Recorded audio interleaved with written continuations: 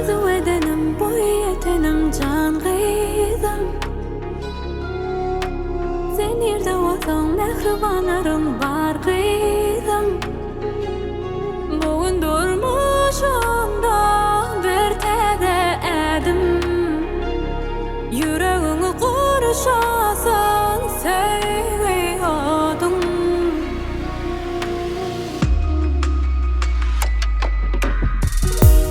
Canım kıydım, mehribanım dünyam.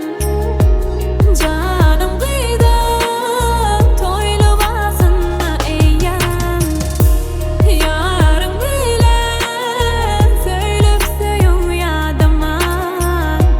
Canım kıydım, baklava sen ilmida.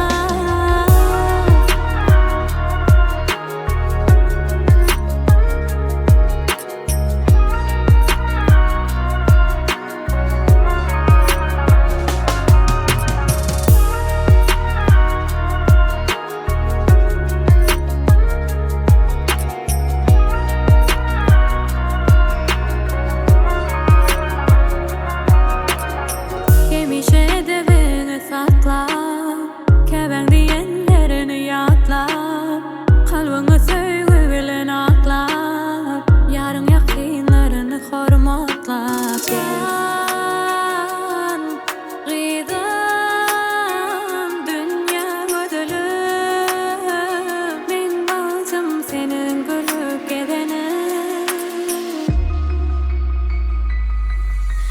Yüreğim ölen, söyünüm ölen can gıydım.